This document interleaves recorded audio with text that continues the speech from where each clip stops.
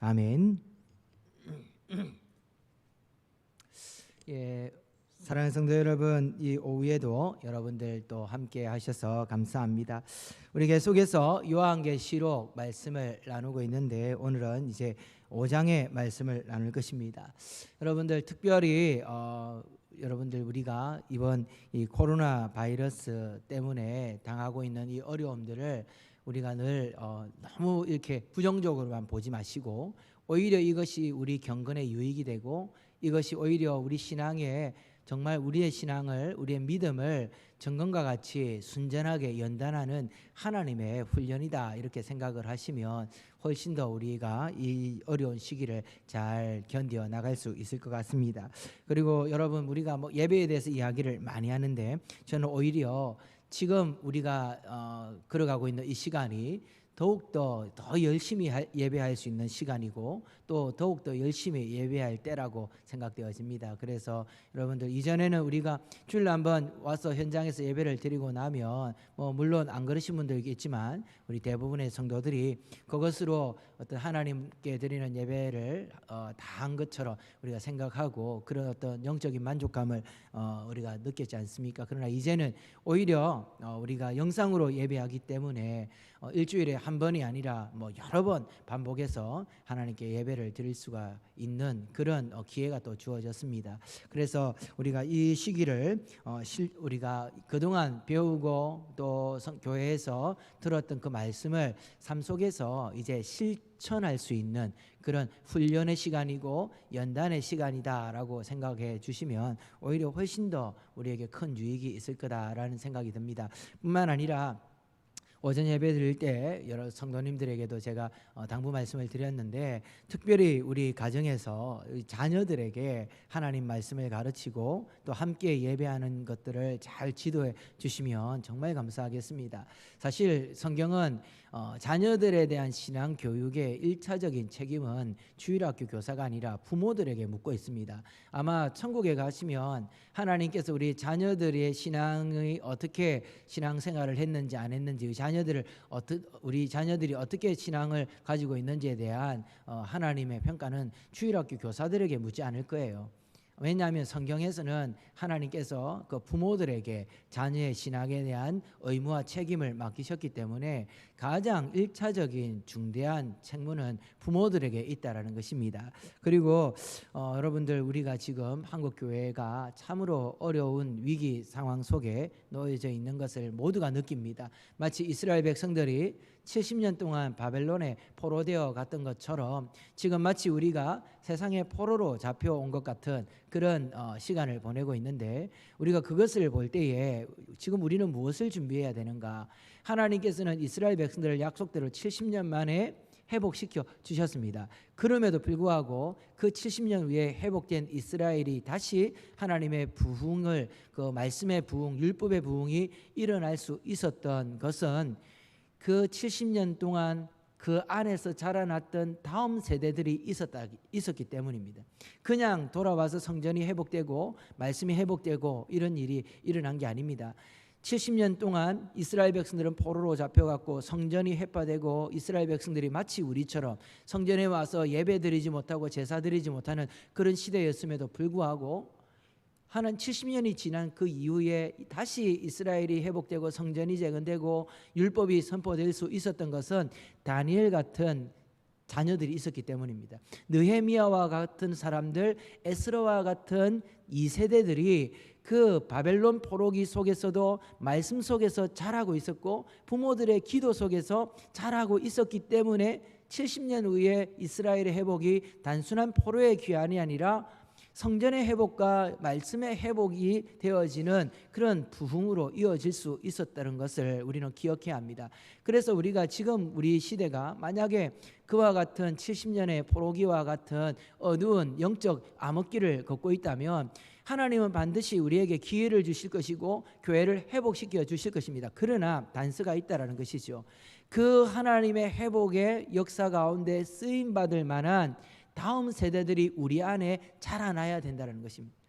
에스겔처럼 다니엘처럼 사무엘처럼 그리고 느헤미야와 에스라처럼 그리고 에스더처럼 비록 포로기에 있지만 하나님의 율법을 지켜나가고 그 율법을 사모하고 또 하나님의 부흥을 기대하며 기도했던 그런 거룩한 청소년들, 청년들이 있었기 때문에 하나님의 회복의 역사가 일어났다는 것을 기억하시면서 여러분, 우리 가정의 자녀들에게 말씀 가르치는 것은 그냥 우리 아이들 학원 보내는 영어 학원 보내고 수학 학원 보내는 그 정도의 것으로 생각해서는 안 됩니다. 우리 아이들이 지금 주일학교 우리 초등학생들 또 중학생들 우리 고등학생들 이 아이들에게 하나님의 말씀을 가르치고 하나님 앞에 혼자서도 예배하는 이 예배하는 것을 가르치는 것은 이 아이들의 개인의 신앙의 생존과 직결될 뿐만 아니라 그것은 한국 교회의 미래와 하나님 나라의 미래와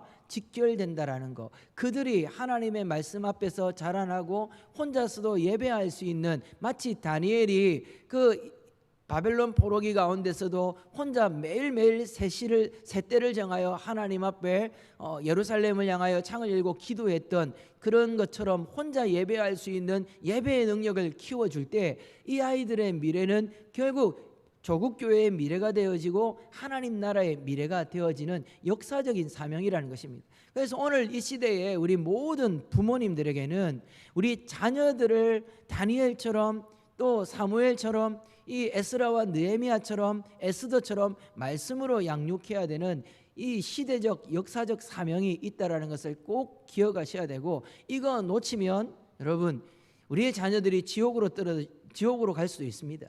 우리의 자녀들이 이거 놓치면 하나님 나라에 전혀 무관한 사람이 되어질 수도 있다는 것을 꼭 기억하시기 바랍니다. 지금 이 상황은 연습 상황이 아니라 실전 상황입니다. 하나님께서 지금 우리에게 그동안 성경을 통해서 우리에게 보여주셨던 그 그림을 우리의 현실 속에서 지금 우리의 삶 속에서 그대로 보여주고 있는 것입니다. 그래서 더욱더 예배하는 일에, 말씀을 배우는 일에 우리 성도님들이 열심을 낼 뿐만 아니라 우리의 자녀들을 딱 데리고 함께 앉혀서 예배를 드리고 또 이 오후에 요한계시록 말씀을 배우는 이 시간에도 아이들 옆에 딱 데리고 앉으셔가지고 이 말씀을 함께 배우고 함께 나눌 수 있는 그런 시간이 되기를 바랍니다. 자, 우리 이제 오늘부터 이제 5장의 말씀 함께 나눌 것인데, 지난주 4장의 말씀을 나누었습니다. 4장과 5장을 비교해 본다면 이제 하나님께서 이 요한에게 7교회에 대한 편지를 환상 가운데 보여주셨습니다. 그것을 본 요한이 굉장히 많은 실망과 그리고 안타까움이 있었겠죠. 왜냐하면 7교회 가운데 한 교회도 온전한 교회가 없는 것입니다. 부유하고 재정이 넉넉하고 사람이 많은 그런 교회들은 영적으로 타락하고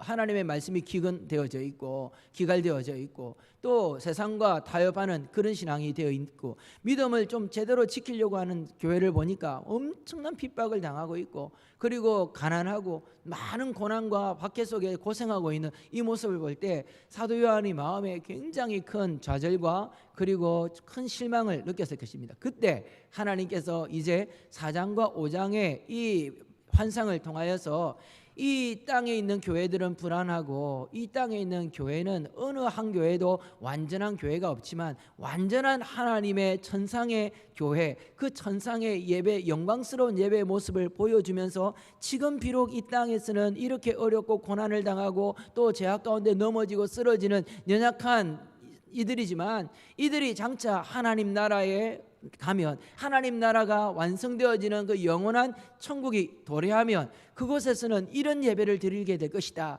그것을 보여주므로 이 요한에게 큰 소망을 주고, 이 소망을 7교회에 있는 성도들에게, 1세기 당시에 고난받는 있는 성도들에게, 그리고 오늘 여기 21세기에 고통받고 있는 우리들에게 보여주므로 장차 우리가 저 천국에서 어떤 예배를 드리게 될 것인지, 그리고 지금 이 시간에도 먼저 간 우리의 선배들과 천사들과 또 24장로들이 하나님 나라에서 이런 예배를 지금 이 시간에도 드리고 있다라는 것을 보여주므로 우리에게 큰 소망을 보여주는 것이 바로 4장과 5장입니다. 그래야 6장부터 있는 큰 환난과 또 하나님께서 세상을 향하여 내리는 심판, 그리고 심판 가운데 교회를 공격하고 박해하고 미혹하는 세상의 공격 속에 교회가 살아남을 수 있고 이겨나갈 수 있는 힘과 용기와 소망을 이 예배를 통해서 공급받을 수 있다는 것을 보여주기 위함입니다. 자, 그런데 4장과 5장의 차이는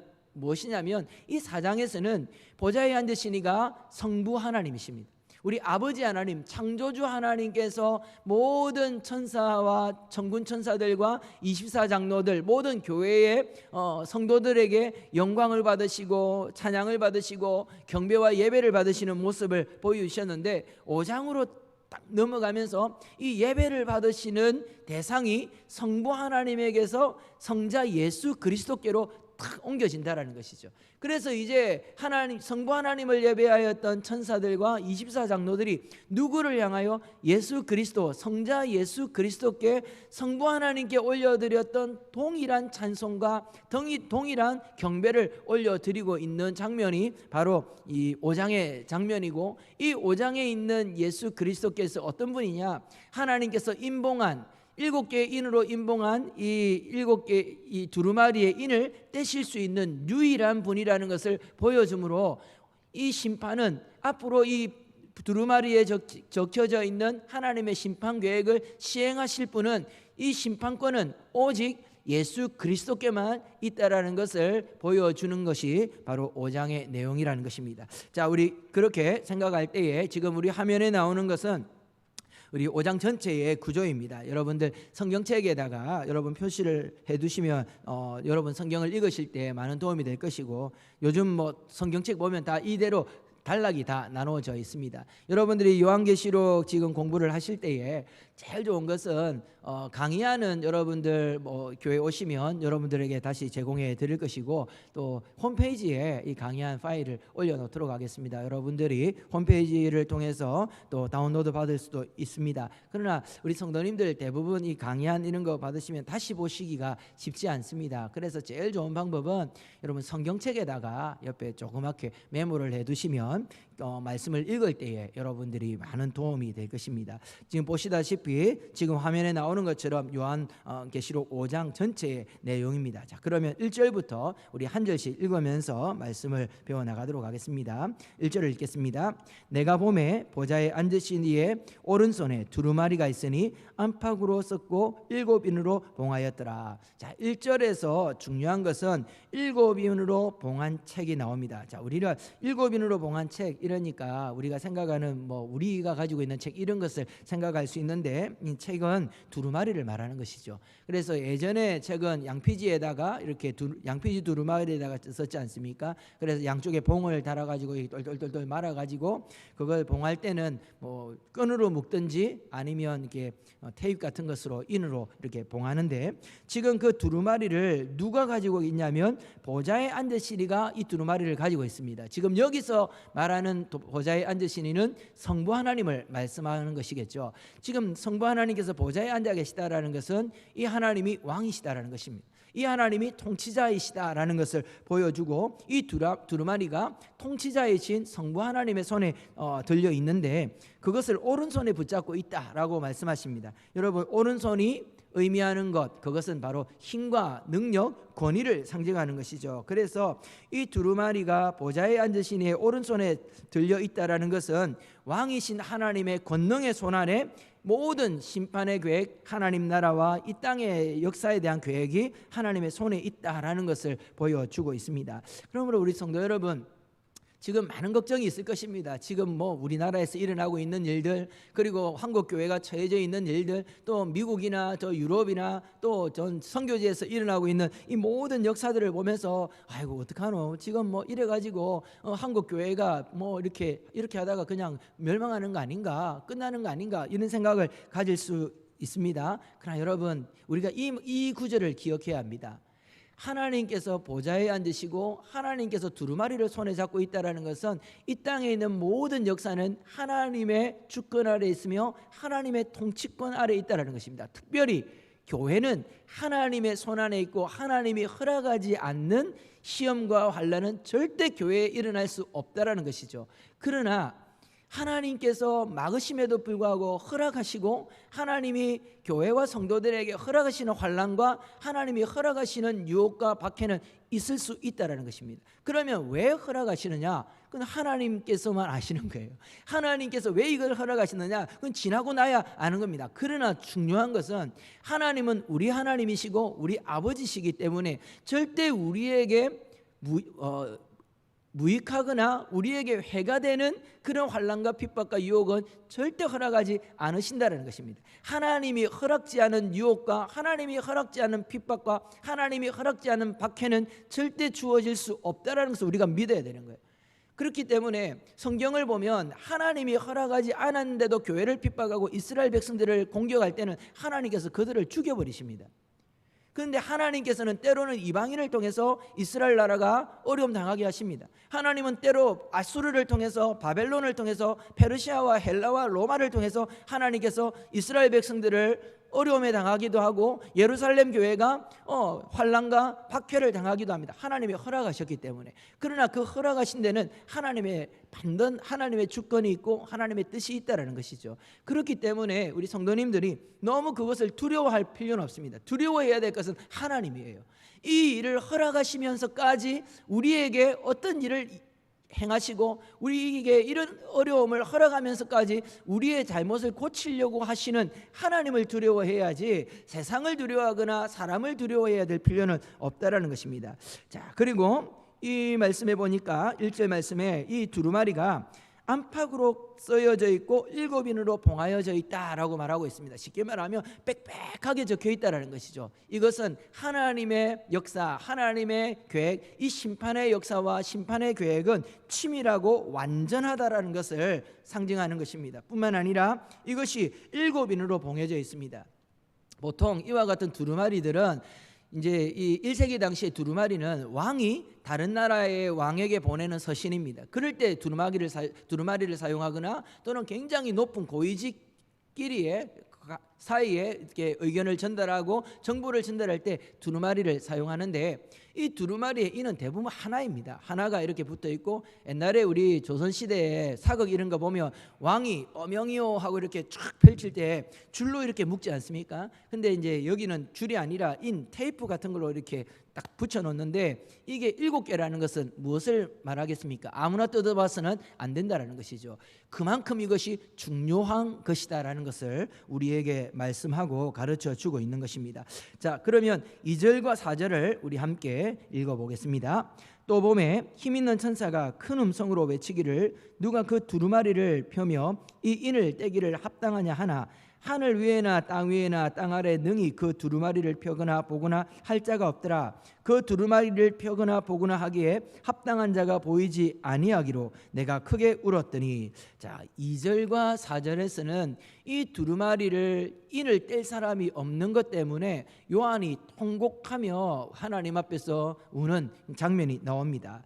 자, 여기에서 능히 이 두루마리를 펴거나 보거나 할 자가 없다라는 것은 오직 심판주 되신 예수 그리스도, 하나님과 예수 그리스도 외에는 이 심판의 역사에 개입할 수 없다라는 것을 우리에게 보여주시는 것이죠. 근데 그 앞에 지금 요한이 크게 울었다라고 말하고 있습니다. 이 요한의 눈물은 어떤 의미의 눈물일까요? 우리는 이 요한이 울었다라는 이 내용을 통하여서 오늘 우리 시대에 성도들과 그리고 특별히 교회 지도자는 무엇을 위해서 울어야 하는가에 대해 우리에게 가르쳐주고 있습니다. 요한은 지금 이 두루마리를 펴서 볼 자가 없다, 이 두루마리를 뜯을 자가 없다, 이 말은 무슨 말이냐면 하나님의 뜻을 깨달을 수가 없고 하나님의 역사를 시행할 사람이 없다, 그것 때문에 안타깝게 통곡을 하는 것입니다. 우리 성도들의 눈물은 바로 그러해야 한다는 것이죠. 하나님의 뜻을 알 수 없을 때 하나님 앞에 통곡해야 됩니다. 특별히 교회 지도자들은 하나님의 뜻을 알 수 없을 때 하나님 앞에 눈물로 간구해야 되는 것입니다. 그리고 하나님의 뜻이 시행되어지지 아니하고 하나님의 사랑과 공의의 통치가 실현되지 않을 때에 그것 때문에 울고 통곡해야 되는 것이 교회 지도자들의, 그리고 오늘 우리 시대를 살아가는 모든 성도들이 우려해야 될 이유라는 것이죠.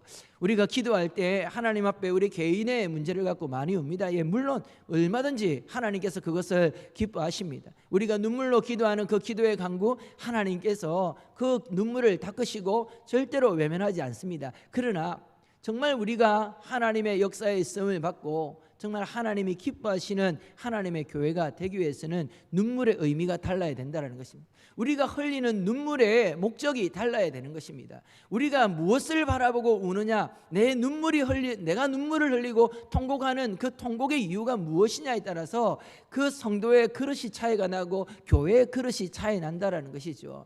우리는 무엇을 위해서 울어야 될까요? 오늘 우리가 당하고 있는 이 어려운 시대에 우리가 정말 울어야 될 것은 교회가 모여서 예배하지 못하고 우리의 신앙생활하는 것이, 우리가 예배드리는 것이, 교회 생활하는 것이 불편한 이것 때문에 울어야 될 것이 아니라는 것입니다. 물론 불편하죠. 물론 안타깝죠. 가능하면 모여서 사랑하는 형제자매들 함께 모여 뜨겁게 찬양하고 뜨겁게 기도하는 것이 정말 최선이고 그렇게 하고 싶은 것은 당연한 것입니다. 그러나 정말 우리가 우려할 것은 왜 하나님이 우리에게 이와 같은 어려움을 허락하시는가?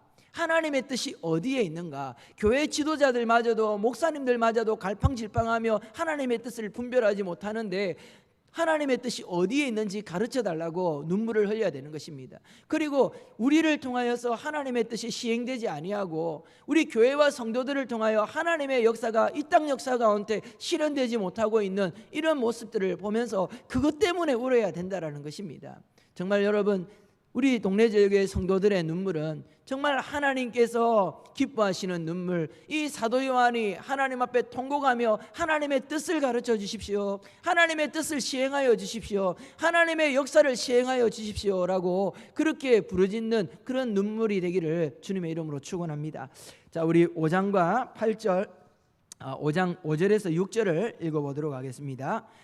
장로 중에 한 사람이 내게 말하되 울지 말라. 유대지파의 사자 다윗의 뿌리가 이겼으니 그 두루마리와 그 7인을 떼시리라 하더라. 내가 또 보니 보좌와 내 생물과 장로들 사이에 한 어린 양이 서 있는데 일찍이 죽임을 당한 것 같더라. 그에게 7뿔과 7눈이 있으니 그 눈들은 온 땅에 보내심을 받은 하나님의 7영이더라. 아멘.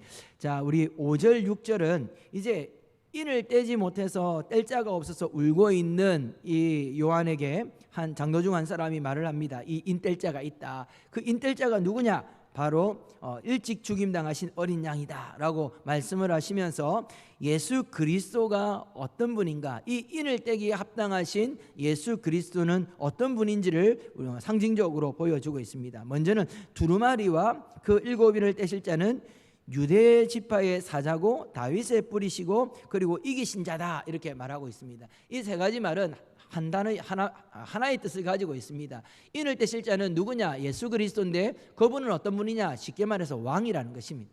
진정한 참된 왕이다라는 것을 우리에게 보여줍니다. 유대지파의 사자가 의미하는 것은 동물 중에 왕을 상징하는 것이죠. 그리고 다윗의 뿌리, 유대인들에게 있어서, 이스라엘 백성들에게 있어서 다윗 왕은 그들을 대표하는 왕이지 않습니까? 그리고 다윗의 뿌리에서 예수 그리스도가 나실 거다 예언하고 있습니다. 그래서 다윗의 뿌리라는 것은 다윗 왕의 시조, 다윗 왕의 머리 위에 그리스도께서 있다라는 것을 보여주시는 것입니다. 그러므로 이 인을 뗄 자는 예수 그리스도인데 이 예수 그리스도는 승리하신 참된 왕이시다라는 것을 보여주시고 있습니다. 그리고 두 번째는 여기 보니까 그 예수님께서 어디에 계시냐면 하나님의 보좌, 성부 하나님의 보좌와 내 생물들과 장로들 사이에 서 있다라고 말을 하고 있습니다. 여기에 예수님의 위치가 애매합니다. 우리가 생각할 때 예수님은 어디에 계셔야 됩니까? 우리 성부 하나님의 보좌 우편에 계시든지 그 보좌에 앉아 계셔야 되는데 오늘 우리가 방금 읽은 말씀에 보니까 예수님께서 성부 하나님과 그리고 천사들과 장로들 사이에, 이 24장로는 모든 교회의 대표를 상징하고 성도들을 상징한다 말했습니다. 그 사이에 있다라는 것은 무엇을 의미하는 것일까요? 예수님께서 모든 피조물들과 그리고 성도들과 성부 하나님 사이를 연결하고 이어주는 중보자가 되신다라는 것이죠. 그래서 예수 그리스도를 통하여 모든 피조물들, 모든 성도들은 하나님께로 나아갈 수 있는 참된 중보자는 예수님밖에 없다라는 것을 보여주십니다. 그런데 그 중보자 대신 예수님께서 어떤 모습으로 있냐면 어린 양이라는 것이죠. 위에 보니까 유대 지파의 사자, 왕이 사자의 모습으로 났는데 그 왕의 모습을 보니까 그 왕이 사자의 모습을 하고 있는 게 아니라 죽임당한 어린 양의 모습을 하고 있다라는 것입니다. 무엇을 말씀하시는 걸까요? 이것은 예수님께서 어떻게 우리의 중보자가 되셨는가, 예수님께서는 어떻게 승리하신 왕이 되셨는가, 죽음을 통하여 우리에게 중보자가 되어주시고 그리고 죽음을 통하여 승리하신 예수 그리스도의 모습을 우리에게 보여주고 있습니다. 여러분, 이것이 우리에게 주는 굉장히 중요한 의미가 있습니다. 우리는 세상을 이기려고 합니다. 오늘날 많은 우리 성도들이, 그리고 교회 지도자들이, 그리고 교회가 세상과 싸워서 이기려고 합니다. 물론 우리는 세상을 이겨야 됩니다. 하나님은 우리를 향해서 이기는 자가 되라고 했습니다. 그런데 무엇으로 이기느냐라는 것은 다른 문제입니다. 예수님께서 세상을 무엇으로 이겼습니까? 죽음으로 세상을 이겼습니다. 죽음을 통하여 예수님께서는 하나님과 우리 사이의 중보자가 되어주셨습니다. 예수님은 십자가의 죽음을 통하여 모든 사단의 권세를 결박하신 승리자가 되셨다라는 것이죠. 여러분, 요한계시록은 요한복음과 요한 1서, 2서, 3서와 그리고 요한계시록, 이 모든 책을 사도 요한이 적었는데 사실 이 전체 책을 하나로 우리가 연결해서 읽어보면 중심 주제는 하나입니다. 그것이 무엇일까요? 바로 사랑입니다.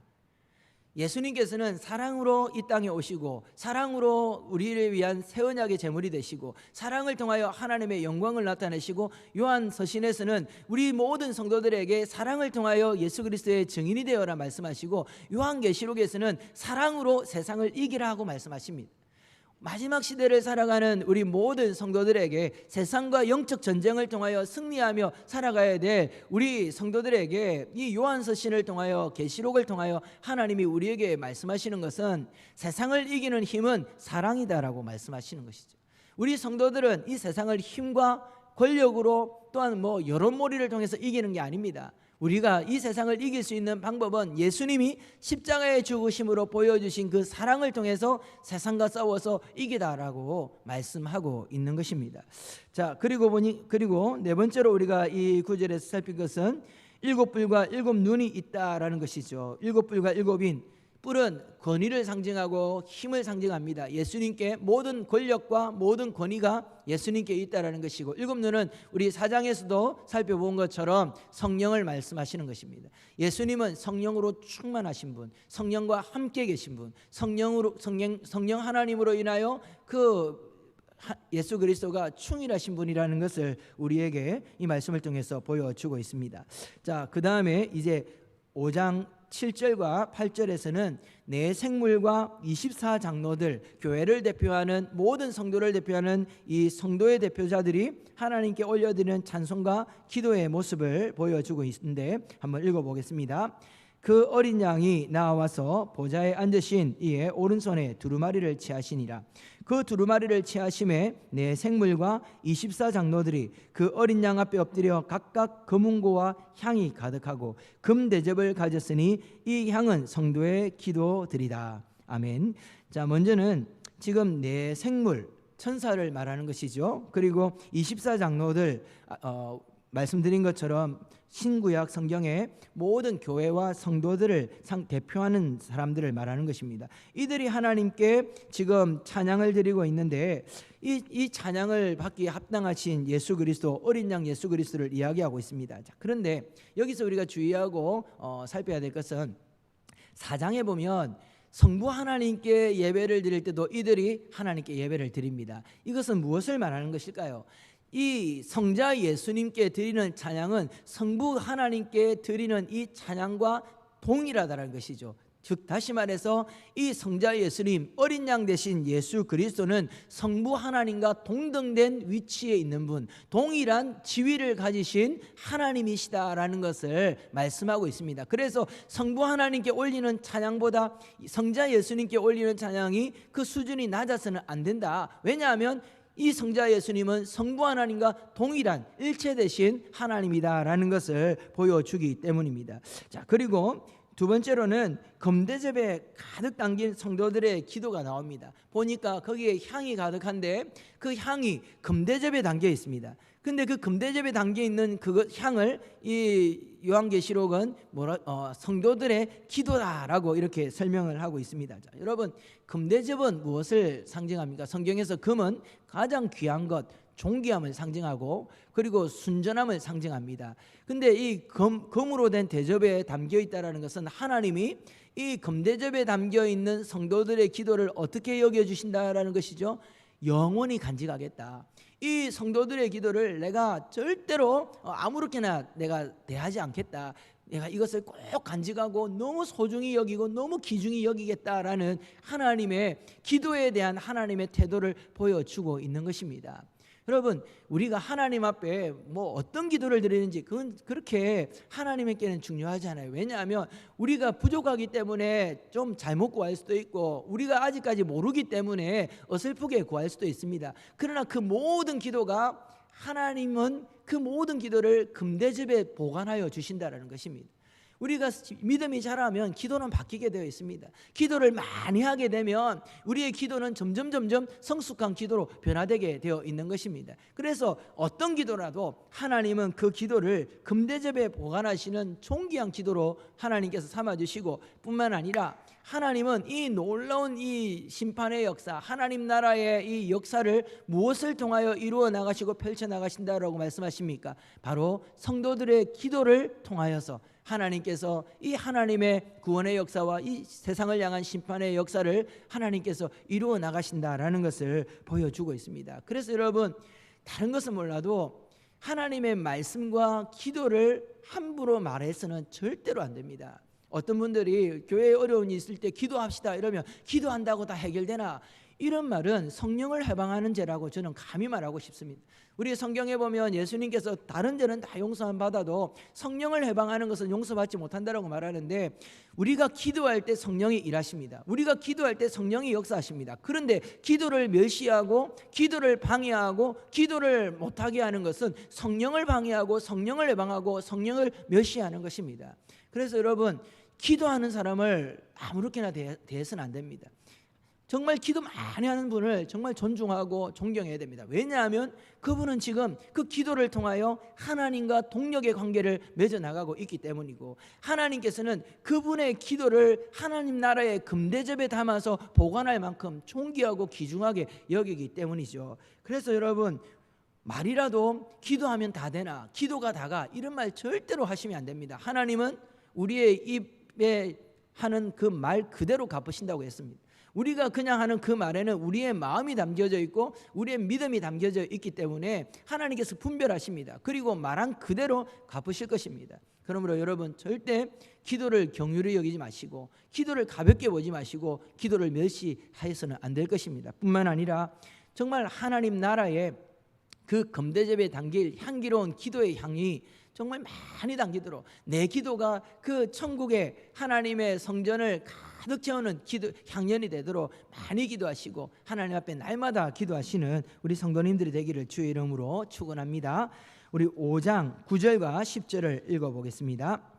그들이 새 노래를 불러 이르되 두루마리를 가지시고 그 임봉을 떼기에 합당하시도다. 일찍이 죽임을 당하사 각 족속과 방언과 백성과 나라 가운데서 사람들을 피로 사서 하나님께 드리고 그들로 우리 하나님 앞에서 나라와 제사장들을 삼으셨으니 그들이 땅에서 왕노릇 하리로다 하더라. 아멘. 자, 우리 9절과 10절은 이 천사들과 24장로들이 부르는 찬양의 내용입니다. 그 찬송의 내용을 지금 말하고 있는데, 먼저는 두루마리를 가지시고 임봉을 떼시기에 합당하시도다 라고 찬송하고 있습니다. 이 말은 예수님만이 이 심판의 역사를 이루어 나가실 수 있고 예수님만이 이 세상의 심판주가 되신다라는 것을 의미하는 것입니다. 그래서 6장에 보면 이제 세상을 향한 심판의 역사가 이제 나오는데, 이 모든 심판의 역사는 하나님의 계획이고 이 심판의 역사를 시행하시는 분은 바로 예수 그리스도라는 것을 우리에게 보여주고 가르쳐주고 있는 것입니다. 자, 그런데 그분이 죽임을 당하시고 각 족속과 방언과 백성과 나라 가운데서 사람들을 피로 사서 하나님께 드리시고 하나님 앞에서 나라와 제사장을 삼으시고 땅에서 왕노릇하게 하셨다. 길게 이제 찬양의 내용이 나오는데, 이 긴 찬송의 내용은 예수께서 우리를 구원하신 구원의 방법이, 그리고 예수님께서 구원하신 구원의 범위, 그리고 예수님이 우리를 구원하신 구원의 목적에 대해서 말씀하고 있습니다. 예수님께서 이 땅에 있는 모든 성도를 구원하신 구원의 방법은 그가 친히 죽임을 당하심으로 우리를 구원하셨다라는 것입니다. 그리고 구원은 어디까지? 각 족속, 각 방언, 백성과 나라, 즉 다시 말해서 온 땅과 온 세계와 온 민족을 하나님께서는 구원하셨고 구원하시기를 원한다라는 것을 말씀하면서 우리에게 또한 이 말씀을 통해 선교적 사명을 우리에게 주시는 것입니다. 하나님께서 구원하시는 것은 우리를 통하여서 모든 나라와 민족과 백성과 방언과 온 세계 열방을 구원하기를 기뻐하시고 소원하시기 때문에 우리에게는 여전히 선교적 사명이 있음을 기억해야 한다라는 것을 깨달을 수 있습니다. 그런데 또한 여기에서 말씀하는 것은 구원의 목적이 무엇이냐, 왜 구원하였느냐, 우리를 제사장 삼으시고 왕노릇 하도록 하기 위해서. 예수님께서 우리를 위해 죽으시고 부활하셨는데 우리가 믿기만 하면 구원을 얻습니다. 우리가 믿음으로 구원을 얻습니다. 그러면 믿고 그냥 바로 천국에 가면 될 것인데 왜 이 땅 가운데 우리가 살아야 되는 것입니까? 왜 우리에게 주어진 이 수명을 가지고 살아야 되는 것이고, 우리에게 하나님께서 허락하신 이 수명대로 살면서 우리는 무엇을 하고 살아야 되느냐라는 것을 말씀하는데, 우리가 예수를 믿는 순간 우리의 직분은 제사장이 되는 것입니다.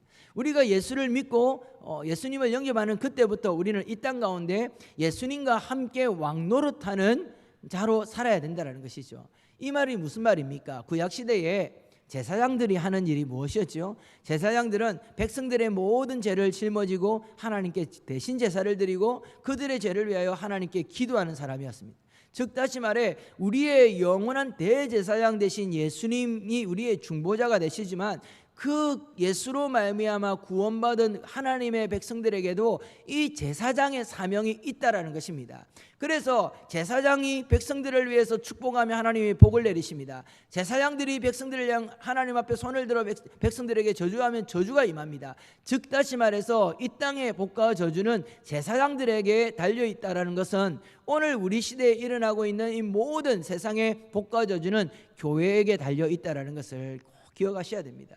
여러분, 아무리 세상이 교회를 멸시하고 성도가 고난을 받아도요, 이 땅의 복과 저주는 성도들이 어떻게 살아가느냐에 따라서, 우리가 이 제사장의 직분을 어떻게 해야 되느냐에 따라서 이 운명이 결정지어진다라는 것을 생각하시며 살아야 된다는 것입니다. 그리고 제사장이 타락하면 어떻게 됩니까? 우리가 사사기 지금 룻기 말씀 계속 배우고 있지 않습니까? 새벽에는 사무엘 말씀을 배우는데 엘리 제사장이 타락했을 때, 그의 아들이 타락했을 때 어떤 일이 일어났는지 우리가 성경을 통해 볼 수 있습니다. 이것처럼 오늘 우리 시대의 제사장은 누구입니까? 바로 성도들입니다. 오늘 우리 시대에 하나님이 세우신 제사장의 직분은 교회에 있습니다. 그러므로 교회가 타락하고 성도가 타락하면 이 세상은 하나님의 벌을 받습니다.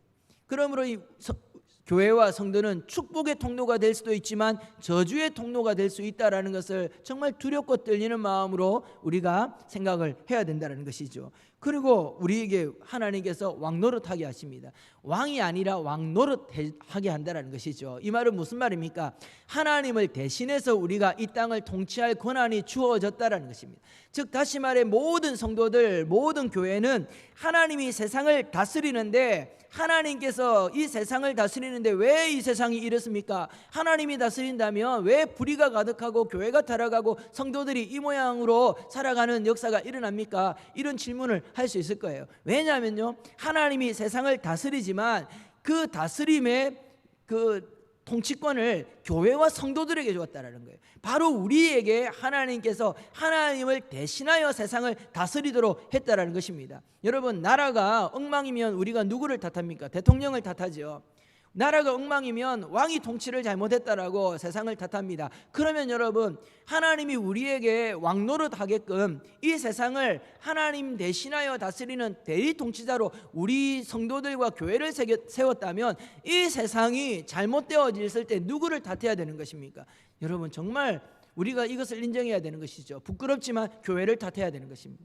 부끄럽지만 성도를 탓하게 되고, 부끄럽지만 나 자신을 탓해야 되는 것입니다. 왜냐하면 하나님을 대신해서 이 세상을 통치해야 되는 내가, 그리고 우리가, 그리고 교회가 온전히 세상을 통치하지 못했기 때문에, 우리의 잘못된 통치 때문에 이 세상에 이런 어려움이 생겼다라는 것을 정말 인정하고 회개해야 되는 것입니다. 그러면 왕노릇 하는데 무엇으로 왕노릇 할까요? 하나님은 무엇으로 세상을 다스리기를 원하십니까? 하나님은 사랑과 공의로 세상을 다스립니다. 그러므로 교회가, 그리고 성도가 이 세상의 제사장이 되어지고 이 세상의 왕같은 제사장으로 이 세상을 통치하고 다스릴 때는 이 세상을 하나님의 사랑과 하나님의 공의로서 다스릴 때 비로소 하나님의 안식이 주어지고 평강이 주어지는 것인데, 우리 성도들과 교회가 이 사랑과 공의의 통치를 행하지 않고 이 세상 사람들처럼 힘과 권력과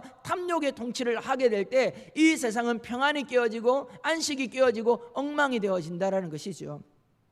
적용은 성도님들이 알아서 하시기를 바랍니다. 더 지나치면 제가 너무 흥분할 것 같아서 여기까지 하겠습니다. 하나님이 세상을 다스리는 대리 통치자의 그 권한을 성도와 교회들에게 주었다라는 것은 교회의 영광과 동시에 교회의 책무이고 사명입니다. 이것은 두렵고 떨림으로 받아들여야 될 것입니다. 자, 5장 11절과 12절 함께 읽겠습니다. 내가 또 보고 들음에 보좌와 생물들과 장로들을 둘러선 많은 천사의 음성이 있으니 그 수가 만만이요 천천이라.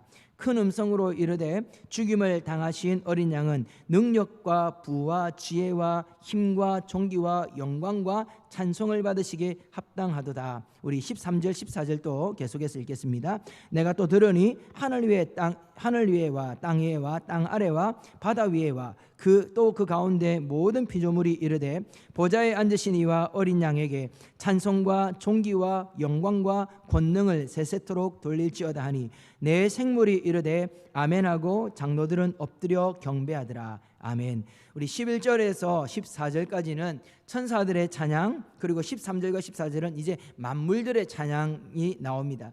하나님을 향한, 예수 그리스도를 향한 이 찬양이 처음에는 네 천사와 24장로, 그 다음에는 이제 천사들과 그리고 이제 만물로 이어짐을 우리가 보게 됩니다. 점점 찬양하는 대상이 확대되어짐을 통해서 하나님의 찬양은 영원하며 예수 그리스도의 영광은 영원하고 온 세계, 온 피조물들, 온 우주가 예수 그리스도를 찬양해야 된다라는 것을 말씀함과 동시에 이제 6장에 딱 넘어가면 그때부터 하나님의 심판의 인이 예수 그리스도를 통하여 시행되어지는 이제 장면들이 묘사되어집니다. 그러므로 이 찬양은 마치 예수 그리스도의 심판을 알리는 방파레와 같습니다.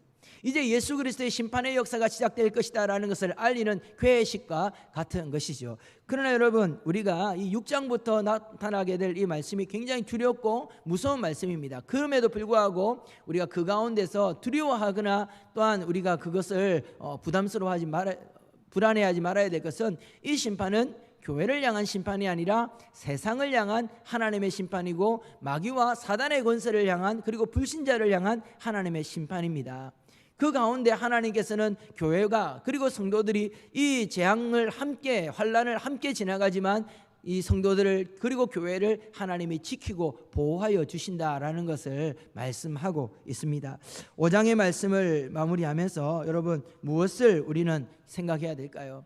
하나님께서 어려움을 당하고 불완전한 이 땅의 교회를 바라보며 낙심할 수밖에 없고 정말 한숨밖에 나오지 않는 이런 현실 속에서도 우리는 하나님을 예배함을 통해서 우리의 소망이 회복되어지고, 하나님을 예배함을 통해서 이 땅에 있는 그 불완전한 교회에 대한 우리의 단식이 기쁨과 소망으로 바뀌어질 수 있다라는 것입니다. 그리고 이렇게 말씀도 제대로 공급받지 못하고 이런 불안한 교회를 다니고 있는데 어떻게 마지막 시험과 심판을 이겨낼 수 있을까? 그 비결은 하나님의 천상의 예배를 경험하게 하는 것입니다. 그러므로 우리 성도님들, 시작 때도 말씀드렸고 계속해서 오늘 제가 반복해서 말씀드리는데, 지금이야말로 예배를 훈련할 때입니다. 지금이야말로 혼자서도 예배할 수 있는 것을 우리가 훈련할 수 있는 절호의 기회가 주어졌습니다. 유튜브를 통해서 어디에 있든지 말씀을 들을 수 있습니다. 우리가 휴대폰 하나만 있으면 어디에 서든지 하나님의 말씀을 듣고 예배할 수 있는 시대가 지금 되어진 것입니다. 저는 오늘 이 말씀을 준비하면서 마치 이런 것을 생각했어요. 사도 바울이 복음을 들고 온 유럽을 이렇게 다니면서 예수 그리스도의 복음을 증거했을 때에 이 사도 바울이 딛고 다녔던 그 도로가 어떤 도로였습니까? 로마가 정복하기 위하여, 다른 나라들을 정복하기 위하여, 그리고 군수물자를 조달하고, 그리고 장사하는 사람들이 장사를 하기 위해서 길을 잘 닦아 놓았습니다. 그런데 그 길을 통하여 사도 바울은 그리스도의 복음을 가지고 온 유럽을 다니면서 복음을 증거하고 결국 로마 제국을 정복하고 저 유럽 전체를 복음화시켰던 일을 했던 것이지요. 오늘날 우리나라에 뿐만 아니라 전 세계적으로 인터넷이 안 들어가는 데가 없습니다. 오늘 우리 시대에 유튜브가 안 들어가는 나라가 없습니다. 어디에 있든지 휴대폰 하나만 있으면 그곳에서 설교 방송을 들을 수 있고 예배를 함께 드릴 수 있습니다. 이제 마치 사도 바울이 로마가 닦아 놓았던 그 길을 따라 복음을 전거했던 것처럼 이제 우리는 이 세상 나라 사람들이 장사하기 위하여, 정복하기 위하여 그들의 돈을 벌기 생계를 위해서 만들어 놓은 이 인터넷의 길, 이 온라인의 길을 우리가 걸으면서 그곳에서 복음을 전하고 그곳에서 예배할 수 있는 시대가 되었다라는 것이죠. 그래서 사랑하는 성도 여러분, 지금은 절망할 때가 아니라 소망을 바라보며 기도해야 될 때입니다. 더욱더 기도하시고 더욱더 예배하시고 더욱더 말씀에 귀를 기울이시며, 시작할 때 말씀드린 것처럼 무엇보다도 우리의 자녀들에게, 우리의 다음 세대들에게 이스라엘의 역사가 70년 만에 하나님께서 회복을 시켜주셨다면 우리 한국교회가 언제, 하나님께서 얼마의 기간 동안 하나님이 연단하실지 모르겠습니다. 그러나 이 연단의 시간이 지나고 뚜껑을 열었을 때에 그때 남은 씨앗들이 있어야 된다는 것이죠. 그때에 다니엘과 같이 남아있는 거룩한 씨앗들, 그리고 에스겔처럼 하나님 앞에 예언하는 자들, 그리고 에스라와 느헤미야와 에스더와 같은 정말 하나님의 말씀을 묻고 잘 자란 사람들이 있어야 진정한 회복의 역사가 일어나는 것입니다. 여러분 가정에 여러분의 아들들이 다니엘이 될 수 있습니다. 여러분 가정에 여러분의 딸들이 에스더가 될 수 있습니다. 우리 모두가 우리의 자녀들을 하나님의 말씀으로 양육하고 이 아이들이 저 바벨론의 포로가 혼자 있다 할지라도 그곳에서 예배할 수 있는 진정한 예배자로 세우시는 우리 모든 성도님들 그 가정이 되기를 주의 이름으로 축원합니다. 우리 함께